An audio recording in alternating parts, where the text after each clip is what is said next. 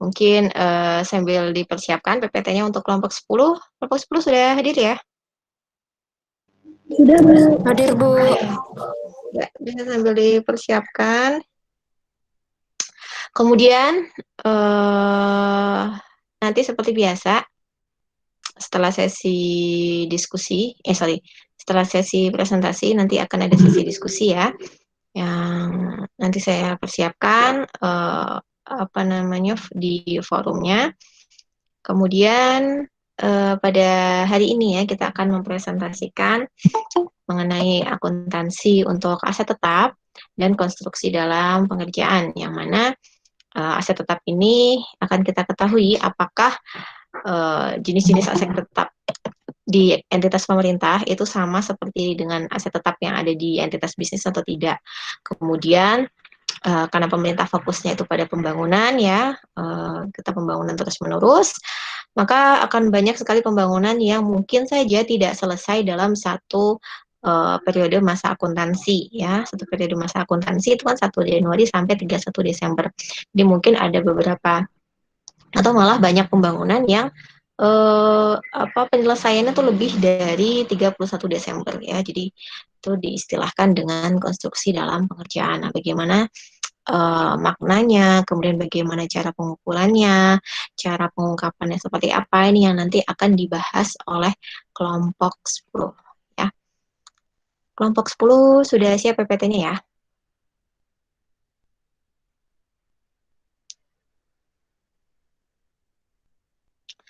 Oke, kepada kelompok 10 ya bisa dimulai presentasinya.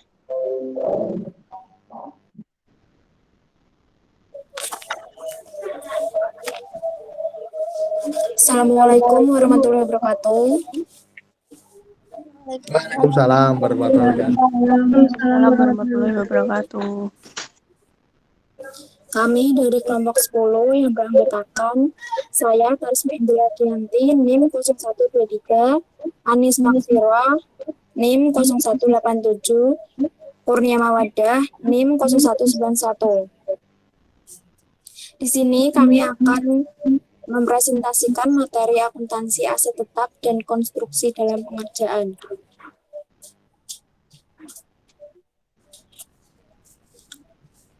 Akuntansi aset tetap. Ruang lingkup aset tetap ED PSAK 16 atau revisi 2011 tidak mengatur lagi mengenai properti investasi yang sedang dibangun atau dikembangkan. Sedangkan PSAK 16 revisi 2007, ruang lingkup mencakup properti yang dibangun atau dikembangkan untuk digunakan di masa depan sebagai properti investasi. Pengertian aset tetap. Aset tetap adalah aset berwujud yang mempunyai masa manfaat lebih dari 12 bulan untuk digunakan atau dimanfaatkan oleh masyarakat umum. Dasar Hukum Aset Tetap, Lampiran 1 PP nomor 71 tahun 2010 tentang Standar Akuntansi Pemerintah atau SAP, SAP 07 tentang akuntansi aset tetap. 2. Buletin Teknis SAP nomor 15 tentang akuntansi aset tetap. Bentuk dan klasifikasi aset tetap. Yang pertama, tanah, peralatan dan mesin, gedung dan bangunan, jalan irigasi dan jaringan, aset tetap lainnya, konstruksi dalam pengerjaan. Selanjutnya, pengakuan aset tetap. Aset tetap diakui pada saat manfaat ekonomi masa depan dapat diperoleh dan nilainya dapat diukur dengan handal. Kriteria aset tetap diakui yaitu A. Berwujud, B. Mempunyai masa manfaat lebih dari 1 tahun, C. Biaya perolehan aset dapat diukur secara andal, D. Tidak dimaksudkan untuk dijual dalam operasi normal entitas, E. Diperoleh atau dibangun dengan maksud digunakan. Pengukuran aset tetap. Aset tetap dinilai dengan biaya perolehan. Aset tetap yang tidak diketahui harga perolehannya disajikan dengan nilai wajar pada saat perolehan. Selanjutnya, pengungkapan aset tetap. Laporan keuangan harus mengungkapkan untuk masing-masing jenis aset tetap sebagai berikut. 1. Dasar penilaian yang digunakan untuk menentukan nilai. 3. Akumulasi, penyusutan, dan perubahan nilai jika ada mutasi aset tetap lainnya. 4. Informasi penyusutan meliputi nilai penyusutan, metode penyusutan yang digunakan, masa manfaat atau tarif penyusutan yang digunakan, dan nilai tercatat bruto dan akumulasi penyusutan pada awal dan akhir periode. Untuk slide selanjutnya akan dijelaskan oleh teman saya. Selanjutnya yaitu konstruksi dalam pengerjaan. Ruang lingkupnya yaitu suatu entitas akuntansi yang melaksanakan pembangunan aset tetap untuk dipakai dalam penyelenggaraan kegiatan pemerintahan dan atau masyarakat dalam suatu jangka waktu tertentu, baik pelaksanaan pembangunannya dilakukan secara swakelola atau oleh pihak ketiga wajib menerapkan standar ini. Sifat aktivis yang dilaksanakan untuk konstruksi pada umumnya berjangka panjang, sehingga tanggal mulai pelaksanaan aktivitas dan tanggal selesainya aktivitas tersebut biasanya jatuh pada periode akuntansi yang berlainan. Pengertian konstruksi dalam pengerjaan. Konstruksi dalam pengerjaan adalah aset-aset tetap yang sedang dalam proses pembangunan. Klasifikasi dan bentuk konstruksi dalam pengerjaan yaitu mencakup peralatan, mesin, bangunan, jalan, irigasi, dan jaringan, serta aset tetap lainnya yang berproses perolehannya dan atau pembangunan membutuhkan suatu periode waktu tertentu dan belum selesai pada saat akhir tahun anggaran. Pengakuan konstruksi dalam pengerjaan, suatu aset berwujud harus diakui sebagai konstruksi dalam pengerjaan jika besar kemungkinan bahwa manfaat ekonomi massa yang akan datang berkaitan dengan aset tersebut akan diperoleh. Biaya perolehan tersebut dapat diukur secara andal. Aset tersebut masih dalam proses pengerjaan. Konstruksi dalam pengerjaan biasanya merupakan aset yang dimaksudkan digunakan untuk operasional pemerintah atau dimanfaatkan oleh masyarakat dalam jangka panjang dan oleh karenanya diklasifikasikan dalam aset tetap. Konstruksi dalam pengerjaan dipindahkan ke pos aset tetap yang bersangkutan jika memenuhi kriteria sebagai berikut. 1. Konstruksi secara substansi telah selesai dikerjakan. Kemudian yang kedua dapat memberikan manfaat atau jasa sesuai dengan tujuan perolehan. Suatu konstruksi dalam pengerjaan dipindahkan ke aset tetap yang bersangkutan setelah pekerjaan konstruksi tersebut dinyatakan selesai dan siap digunakan sesuai dengan tujuan perolehannya. Untuk slide selanjutnya akan dibacakan oleh teman saya.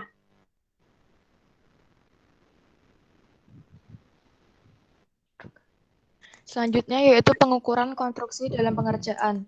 Yang pertama yaitu nilai konstruksi yang dikerjakan secara swakeloka atau membangun sendiri.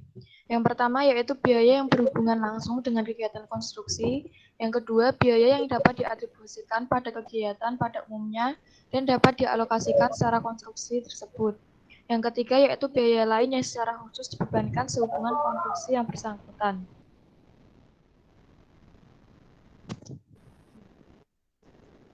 Pengukuran konstruksi dalam pengerjaan mengenai biaya-biaya yang berhubungan langsung dengan suatu kegiatan konstruksi yaitu yang pertama biaya pekerja lapangan termasuk penyelia, yang kedua biaya beban yang digunakan dalam konstruksi, yang ketiga yaitu biaya pemindahan sarana, peralatan, dan bahan-bahan dari dan ke lokasi pelaksana konstruksi.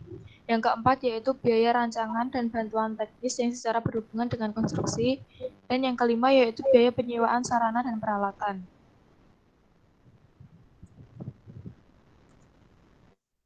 Pengukuran konstruksi dalam pengerjaan mengenai biaya-biaya yang dapat diatribusikan kegiatan konstruksi pada umumnya dan dapat dialokasikan ke konstruksi tertentu. Yang pertama yaitu asuransi, kedua biaya rancangan dan bantuan teknis yang tidak secara langsung berhubungan dengan konstruksi tertentu. Yang ketiga yaitu biaya-biaya lain yang dapat diidentifikasikan untuk kegiatan konstruksi yang bersangkutan seperti biaya inspeksi. Biaya semacam itu dialokasikan dengan menggunakan metode yang sistematis, rasional, dan diterapkan secara konsisten pada semua biaya yang mempunyai karakteristik yang sama. Metode alokasi biaya yang digunakan adalah metode rata-rata yang tertimbang atas dasar proporsi biaya langsung.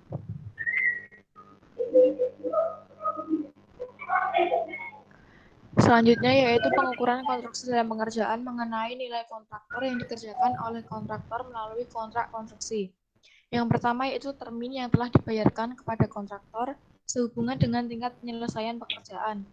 Kedua, kewajiban yang harus dibayar kepada kontraktor berhubungan dengan pekerjaan yang telah diterima tetapi belum dibayar pada tanggal pelaporan.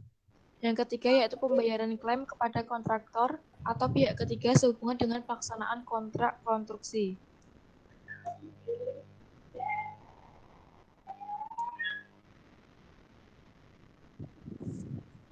Pembayaran atas kontrak konstruksi pada umumnya dilakukan secara bertahap atau termin. Berdasarkan tingkat penyelesaian yang diterapkan dalam kontrak konstruksi, setiap pembayaran yang dilakukan dicatat sebagai penambah nilai konstruksi dalam pengerjaan. Jika konstruksi dibiayai dari pinjaman, maka biaya pinjaman yang timbul selama masa konstruksi dikapitalisasi dan menambah biaya konstruksi atau sepanjang biaya tersebut dapat diidentifikasikan dan ditetapkan secara andal. Biaya pinjaman mencakup biaya bunga dan lainnya yang timbul sehubungan dengan pinjaman yang digunakan untuk membiayai konstruksi. Jumlah biaya pinjaman yang dikapitalisasikan tidak boleh melebihi jumlah biaya bunga yang dibayar dan masih harus pada periode yang bersangkutan.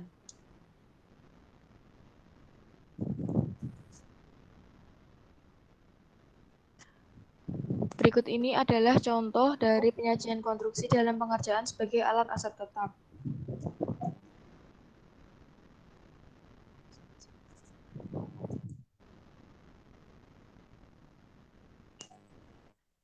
Pengungkapan konstruksi dalam pengerjaan.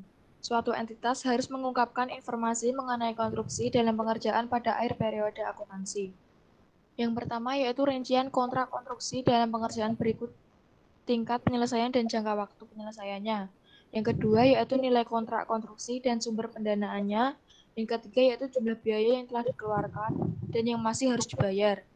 Yang keempat yaitu uang muka kerja yang diberikan. Dan yang kelima yaitu retensi.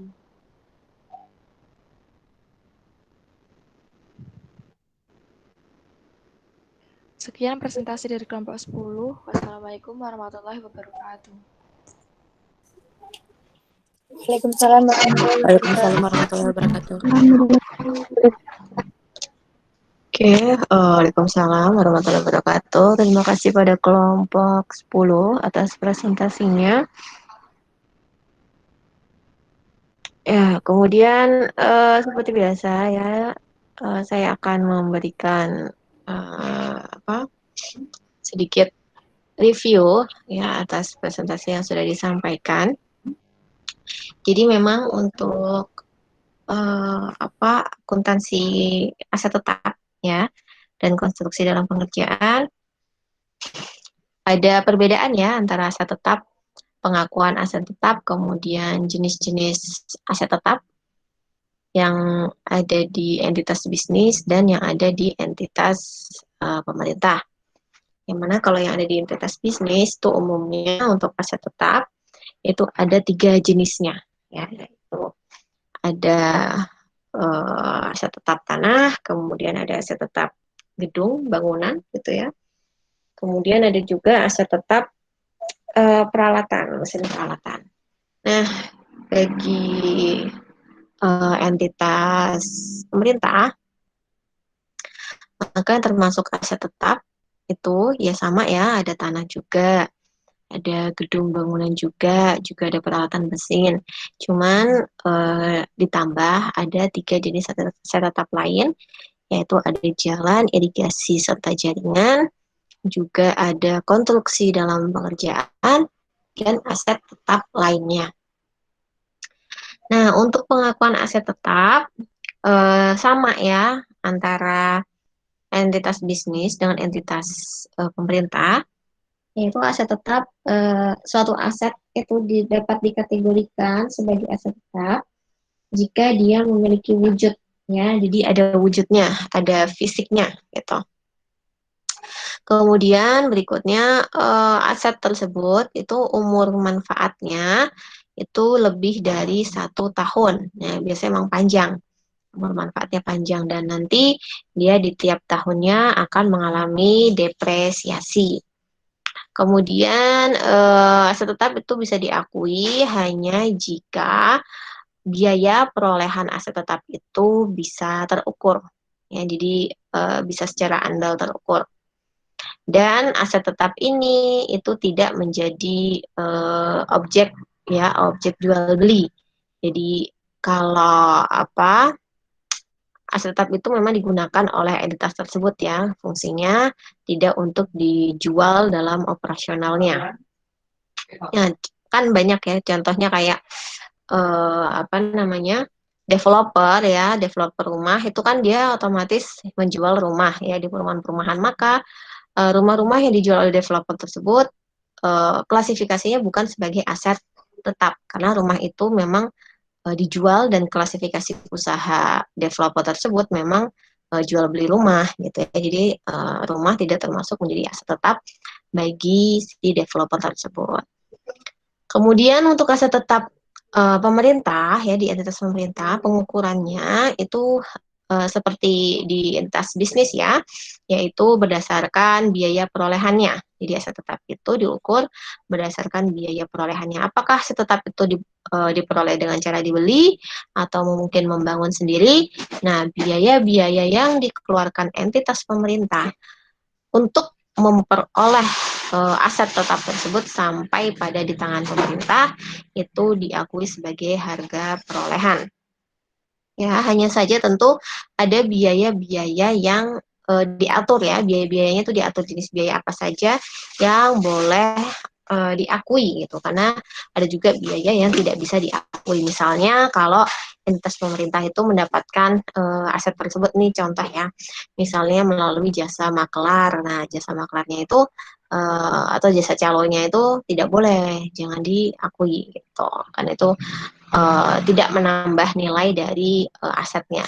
Tapi kalau misalnya nilai terjadi perolehan perolehan aset tetap itu, misalnya entitas itu mengeluarkan mungkin, ya, pajak karena pemindahan sertifikat, kemudian sertifikat hak kepemilikan, ya, itu maka biaya-biaya tersebut bisa diakui, ya, sebagai harga perolehan dari suatu aset tetap.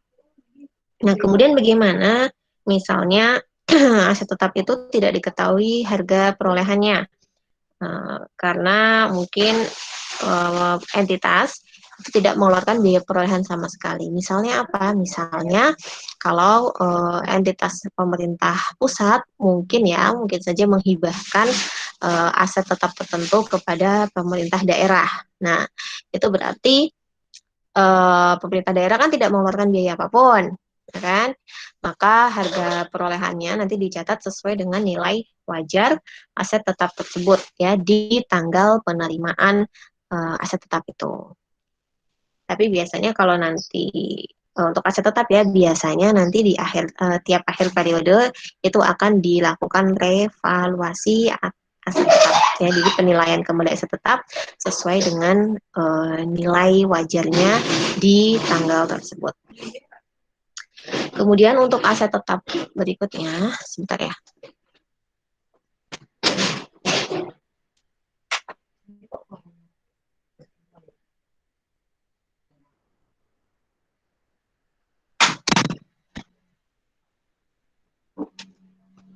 Ya, kemudian untuk aset tetap berikutnya, bagaimana cara mengungkapkan aset tetap, ya. Jadi baik entitas bisnis maupun entitas pemerintah Aset tetap itu diungkapkan di laporan keuangan, khususnya atau lebih tepatnya itu di laporan keuangan neraca ya, atau laporan posisi keuangan. Di mana di neraca kita masih pasti sudah sangat paham isinya ya, aset sama dengan liabilitas plus ekuitas.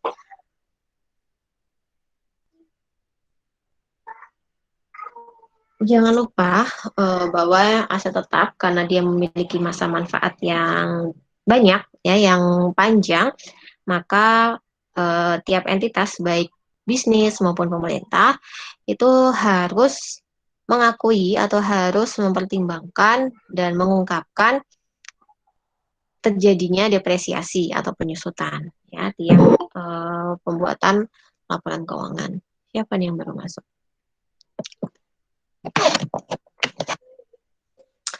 Nah, kemudian tadi karena di dalam jenis-jenis aset tetap itu ada yang namanya konstruksi dalam pengerjaan, ya, konstruksi dalam pengerjaan. Konstruksi dalam pengerjaan logikanya adalah tadi seperti saya sudah sampaikan di awal pertemuan ya, bahwa pemerintah itu kan selalu selalu mengadakan proyek pembangunan. Dan proyek pembangunan ini kebanyakan ya untuk aset-aset besar itu memang tidak bisa selesai dalam satu periode akuntansi. Satu periode akuntansi berarti kan satu tahun ya, terhitung dari 1 Januari sampai 31 Desember.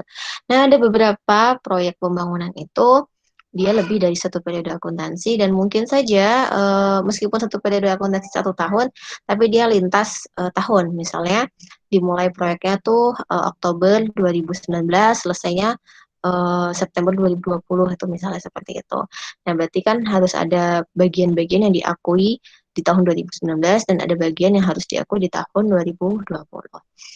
Nah, sehingga konstruksi dalam pengerjaan itu bisa kita katakan ya sebagai proses pengerjaan ya, proses pengerjaan aset tetap yang masanya itu lebih dari 1 tahun ya. Jadi dia kalau dikatakan sebagai aset juga belum jadi, tapi tetap harus diakui. Nah, bagaimana cara pengakuannya? Yaitu lewat konstruksi dalam pengerjaan.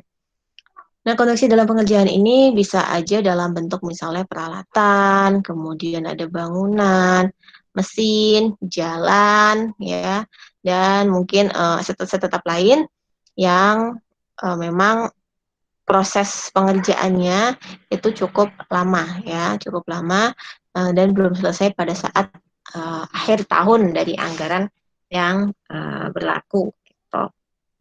Nah, konsepsi dalam pengerjaan itu pengakuannya itu yang pertama, jika manfaat ekonomi dari aset yang akan datang itu tercukupi atau terpenuhi ya. Berarti konstruksi dalam pengerjaan itu memang nantinya ketika sudah jadi itu akan menjadi suatu aset tetap dan aset tetap itu akan punya manfaat jangka panjangnya. Nah, itu maksudnya. Kemudian untuk konstruksi dalam pengerjaan itu bisa diakui hanya jika biaya-biaya perolehannya itu bisa diukur atau terukur ya. Dan suatu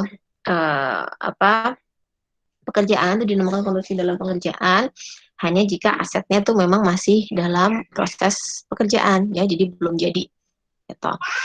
Kemudian konstruksi dalam pengerjaan yang sudah selesai ya, sudah selesai dikerjakan, maka dia nanti nilainya atau biaya perolehannya nanti dia akan berpindah akun menjadi akun aset tetap. Nah, untuk biaya perolehannya sendiri di konstruksi dalam pengerjaan itu ada beberapa biaya yang bisa diakui ya, yang bisa atribusikan secara langsung untuk sebagai bagian dari harga aset tetap tersebut ya. Yang pertama, biaya yang ada hubungannya langsung dengan kegiatan konstruksi. Kemudian yang kedua, ada biaya yang bisa diatribusikan di kegiatan umumnya. Ya, jadi bisa dialokasikan juga untuk proses konstruksi. Kemudian ada biaya-biaya lain yang bisa dibebankan karena memang dia masih berhubungan dengan proses konstruksi. Misalnya ada biaya pekerja di lapangan, kemudian juga ada biaya mungkin beban-beban ya yang harus keluar, yang harus dibayar dalam proses konstruksi tersebut. Kemudian jika ada penyewaan ya sarana serta penyewaan peralatan untuk pengerjaan konstruksi tersebut, ya itu juga dimasukkan. Kemudian biaya rancangan ya, jadi memang biasanya pemerintah tuh tidak, dan memang tidak boleh ya, bukan biasanya, pemerintah tuh tidak boleh membangun ya atau apa, selain membangun tuh apa ya, construct ya, membangun aset tetap, mungkin jalan, entah itu bangunan gitu ya, itu tidak boleh jika tanpa perencanaan ya. Jadi harus ada gambaran rancangannya dulu. Rancangan model itu mau bikin gedung tuh gedungnya seperti apa, berapa. Jadi itu benar-benar harus dibuat perencanaannya, rancangannya. Nah, biaya merancang ini kan harus dibuat oleh seorang ahli ya. Nah, itu juga apa namanya?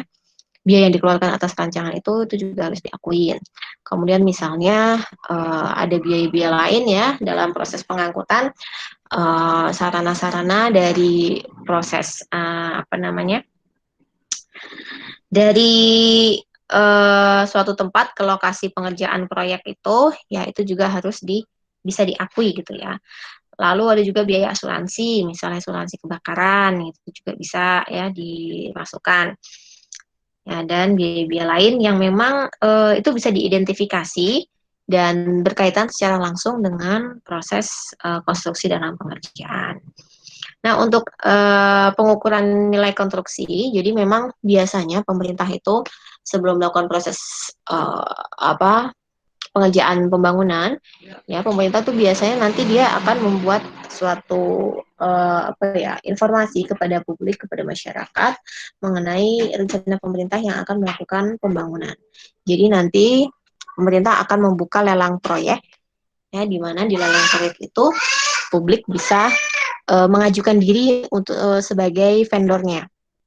Nah, nanti bagi publik yang atau perusahaan entitas bisnis yang terpilih sebagai vendor pengerjaan proyek tersebut, biasanya memang pemerintah tidak langsung membayar sekaligus di muka, ya. Begitupun tidak boleh juga membayar sekaligus terakhir di ketika aset itu sudah selesai.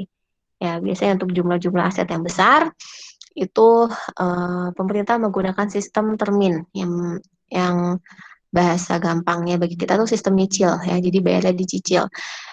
Sistem termin itu masing-masing entitas pemerintah memiliki sistem yang berbeda. Ada yang menggunakan sistem termin itu 50-50, berarti jika 50% selesai, dibayar 50%. Nanti setelah selesai semuanya 100%, maka sisanya dibayar kemudian. Itu 50-50 ya, berarti pembayarannya setengah-setengah. Ada juga yang sistem terminnya tuh sesuai progres sesuai progres selesai penyelesaian konstruksi dalam pengerjaannya. Misalnya dari 25%, kemudian ke 50%, ke 75% sampai ke 100%. Ada juga yang pakai 95% dan 5%. Yang intinya setiap entitas pemerintah tadi ya sebelum melakukan pelunasan pelunasan pembayaran dari konstruksi dalam pengerjaan tadi ya, aset yang sedang dibangun, pemerintah itu biasanya akan menahan pembayaran yang terakhir. Ya, tujuannya apa? Tujuannya adalah membuat swasta atau membuat perusahaan entitas bisnis yang melakukan pengerjaan itu, si vendor itu, agar bisa memenuhi kualitas pekerjaannya. Maksudnya gini, misalnya bikin jalan layang gitu ya, jalan layang. Nah, nanti ada namanya masa pemeliharaan. Itu jadi ketika barang sudah selesai, pembangunan itu sudah selesai, maka ada masa pemeliharaan. Masa pemeliharaannya itu bisa panjangnya atau maksudnya lamanya itu tergantung dari kontrak atau tergantung dari kesepakatan di awal kontrak ya. Jadi ada yang 30 hari, ada juga yang 90 hari, ada juga yang 6 bulan, ada yang sampai 1 tahun ya, tergantung. Nah, semakin biasanya ya, semakin besar nilai proyek, semakin besar aset tetap yang dihasilkan, maka semakin lama pula masa pemeliharaannya. Nah, untuk misalnya yang 30 hari ya, misalnya masa pemeliharaan 30 hari, maka setelah selesai dari pengerjaan aset tersebut, sampai 30 hari ke depan, ya, itu pemerintah belum membayar termin yang terakhir, ya. Tujuannya adalah di situ terjadi masa pemeliharaan. Jadi ibaratnya pemerintah minta garansi dari vendor jika aset yang sudah dikerjakan itu benar-benar layak ya untuk dimanfaatkan gitu ya, benar-benar layak untuk bisa digunakan. Misalnya tadi jalan layang, jadi selama 30 hari itu misal kalau selama 30 hari itu kok adalah misalnya ya aspalnya itu bolong, kemudian ada kerusakan-kerusakan lain, itu semua harus diperbaiki oleh vendor dan ditanggung biayanya sepenuhnya oleh vendor. Jadi itu sudah bukan urusan pemerintah. Nah, kalau sudah lewat dari masa 30 hari, barulah pemerintah akan membayarkan ke termin yang terakhir sekaligus sebagai sebagai kayak isyarat kalau si vendor itu sudah benar melakukan pengerjaannya. Nyatanya selama 30 hari tidak ada kerusakan apapun. Seandainya ada kerusakan pun itu juga ditanggung oleh si vendor gitu ya. Dan memang biasanya kerusakannya tuh hanya kecil-kecil karena ya tadi ya mungkin aspalnya cuil atau apa, tapi kalau kerusakannya besar sampai roboh sampai ambruk lah itu patut dipertanyakan, pasti banyak sekali pemotongan-pemotongan, pemangkasan-pemangkasan dari dana di dalam proyek tersebut gitu. Kemudian konstruksi dalam pengerjaan pengakuannya di mana? Ya pengakuannya sama ya di dalam neraca. Jadi karena konstruksi dalam pengerjaan itu bagian dari aset tetap, ya berarti posisi konstruksi dalam pengerjaan itu ada di neraca laporan keuangan. Oke, mungkin itu saja yang bisa saya tambahkan untuk materi hari ini. Ya, semuanya silakan setelah dari sini ya bisa ke e-learning untuk